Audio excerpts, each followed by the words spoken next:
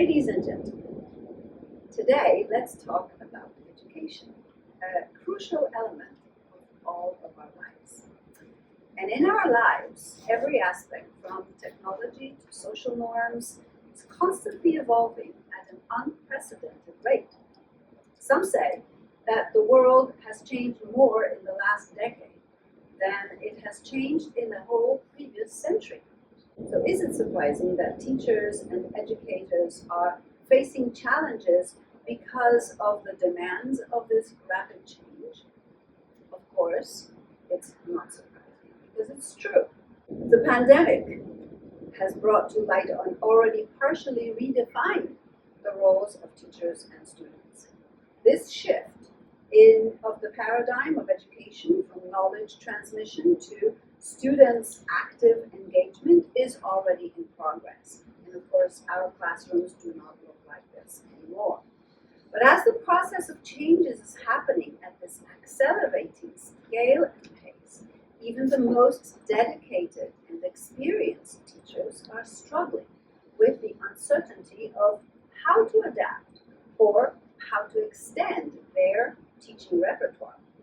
That may be you in the audience, right?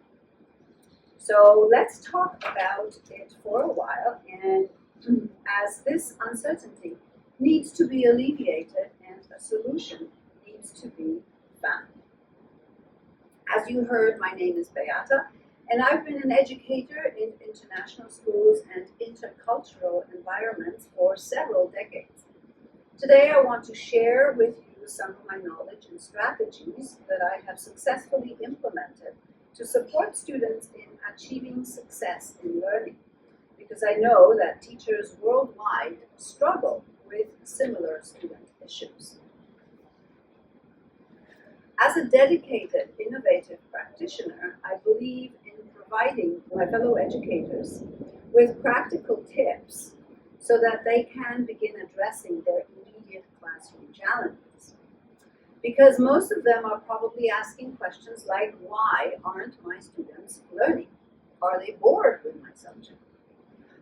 Why is communicating with them so hard? Why don't they take ownership of their learning? Do they know why they learn? Do they know how to learn? The answer to all of these questions is metacognition, critical thinking, and reflective learning. So let's check them out one by one.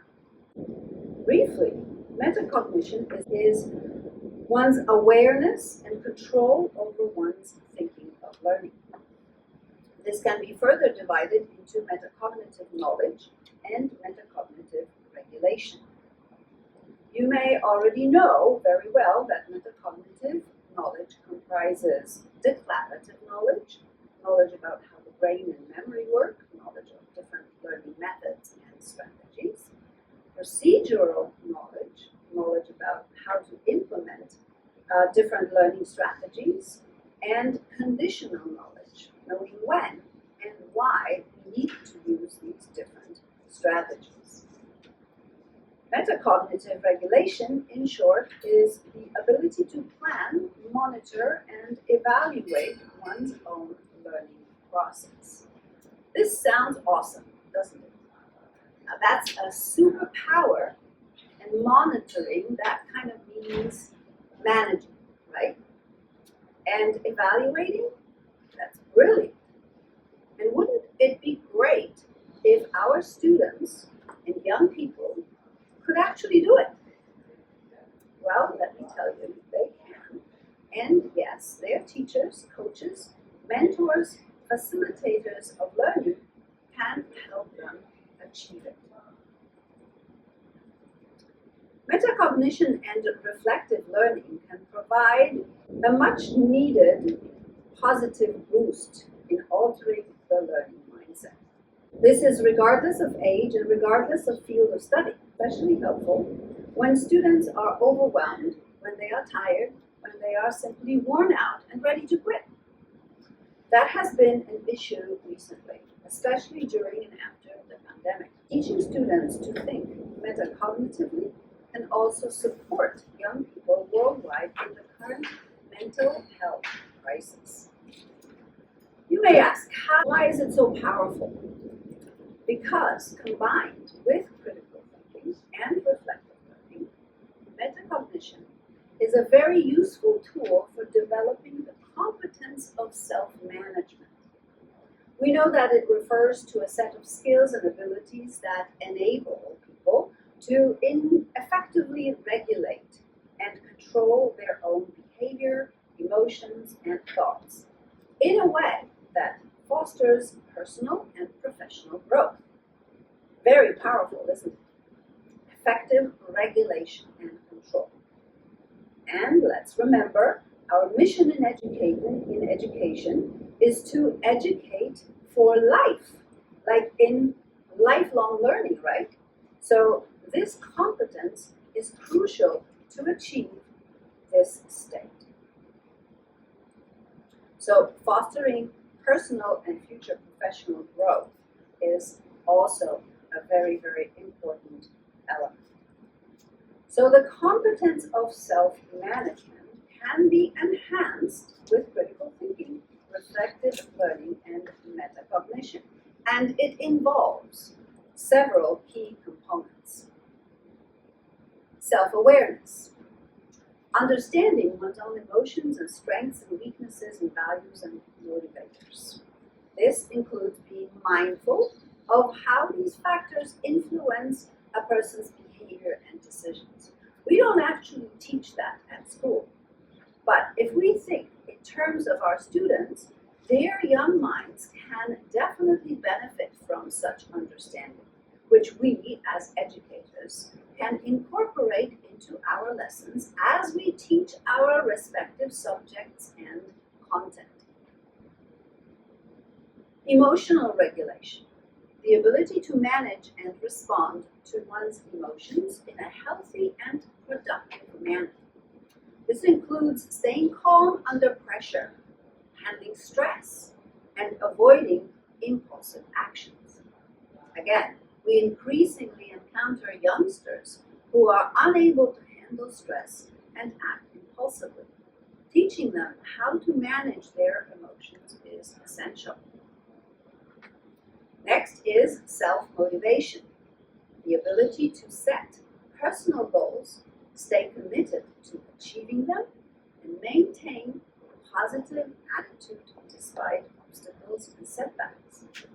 This includes using intrinsic motivation and maintaining drive plus energy to pursue long-term objectives. So when students only work for grades and external motivations, motivators like money or presents, they only achieve short-term goals just to get to that exam, through the exam done. But self-motivation can be developed through specific types of instruction in school and help students become lifelong learners. And that is within the subject matter that we teach. Time management, effectively organizing and planning how to divide time between various activities. We know that everyone right now is very overwhelmed with activities. This includes the ability to prioritize tasks, setting deadlines, avoiding procrastination. And for that last one, I recommend showing students or watching yourselves Tim Urban's TED Talk, Inside the Mind of a Master Procrastinator. It is brilliantly inspiring. Tim Urban's TED Talk, Inside the Mind of a Master Procrastinator. It is absolutely excellent.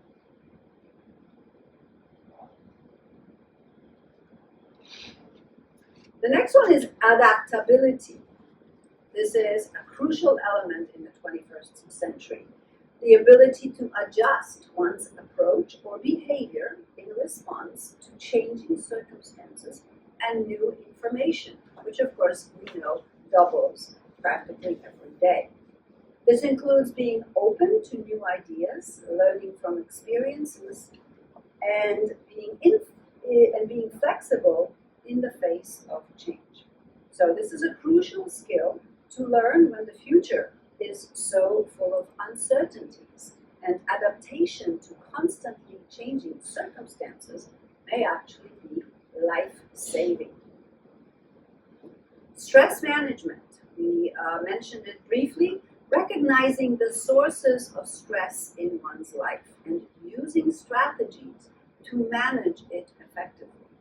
This could possibly involve relaxation techniques, exercise, time off, and maintaining a healthy work-life balance. And if we think that students do not work, we're mistaken. Their workload is pretty big. So, in fact, many schools have implemented meditation sessions instead of detention rooms, which is a great step towards helping students manage their stress levels. Self-control.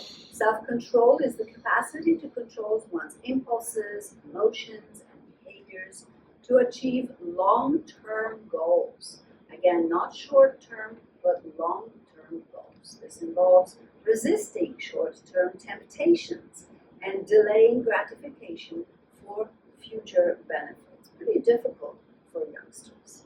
So understanding the triggers may actually empower students with strength to develop that self-control. Personal accountability, taking responsibility for one's actions and decisions. This includes acknowledging mistakes, learning from them, and making amends when necessary. So, in fact, the negative culture of mistakes must go. Instead, let's bring in the positive culture of trust and belief in learning together, as collaborative analysis of mistakes and failures allows students to grow. And for that, of course, we need to have safe learning environments. We also need goal setting and achievement, the ability to set realistic and achievable goals and systematically work towards accomplishing them. This includes planning, monitoring progress, and adjusting strategies as they are needed. So this is a truly empowering skill and much needed in life in general, not just in academics. And these skills need to be taught explicitly and nurtured in every class and every subject and at every level, because university students also need it. Reflective learning plays a crucial role here. And lastly, decision making, the ability to make informed and effective decisions. This involves evaluating options, considering potential outcomes, and taking action based on reasoned judgment. And decisions are best made under the influence of, no, not alcohol or cigarettes. No way. Some people think that that helps them to think. But in reality, only critical thinking, weighing options, and using a variety of strategies to assess the pros and cons can help make those big decisions. And this is a vital element to learn at school, at all grade levels. Of course, adjusted appropriately to the age development, but definitely universities as well. So summing up the process of developing self-management, students begin realizing these are essential for their personal development, for supporting effective leadership skills, and for achieving professional success in the future. Self-management competences enable young people to begin functioning autonomously, making their productivity, maintaining their productivity, and contributing positively to their environments, their personal, school, family, friends, and other communities. So, shouldn't self-management competences be taught in all schools at all grade levels from like the age of 7 to 27, at least. They are crucial for our lives because, let's be honest, we weren't explicitly taught this at school, and we can all say honestly that we keep working on our self-management throughout our lives, don't we? With the help of self-help gurus and books, right? Who make a heap of money telling us how to manage our lives, right? So that may be true, and that is why let's think about a bit more about the advantages of empowering young minds with critical thinking and reflective learning, and let's save them a fortune in future guru fees. Even back in 2004, 20 years ago, in the report How People Learn, the National Academy of Sciences in the US synthesized decades of research on the science of learning. And one of the three key findings of this work is the effectiveness of a metacognitive approach to instruction. So let's look at some advantages of enhancing awareness of metacognition in our students. We get improved learning outcomes. When students understand their learning processes, they can adjust their strategies to be more effective.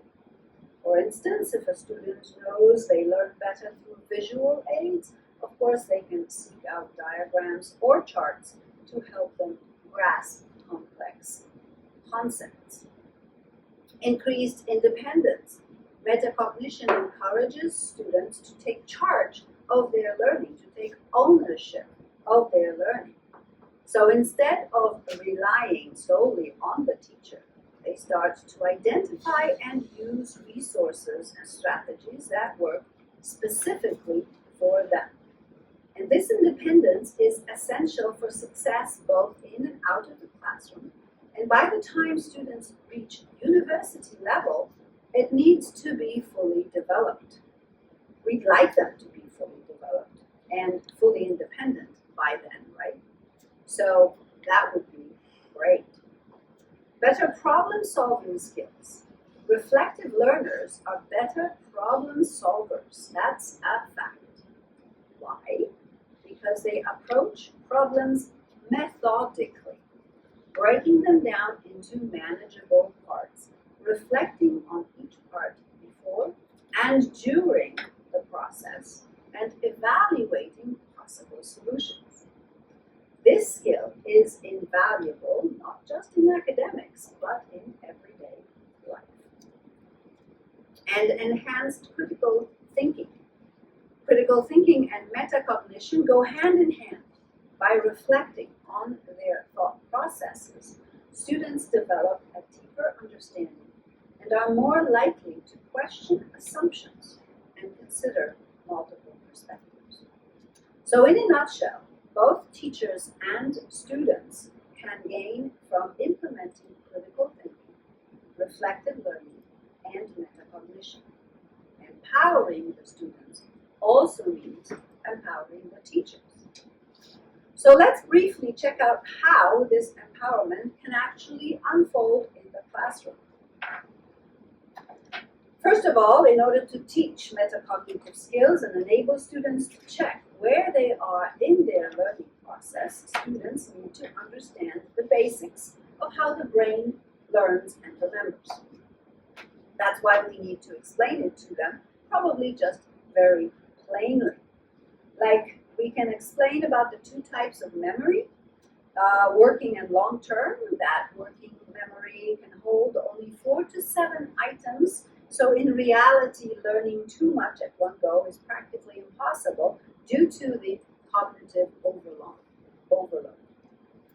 An effective learning process has to be divided into stages of learning with an information load of appropriate difficulty and size. We can explain the learning process that consists of 3 stages: encoding, storage, and retrieval.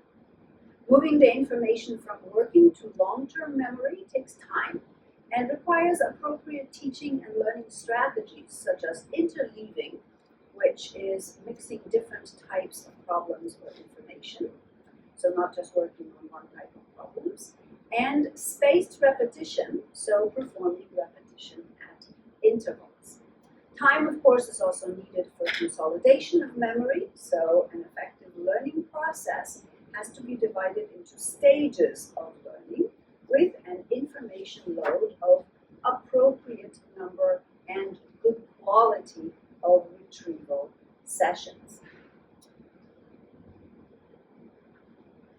Additionally, most common learning strategies are actually ineffective.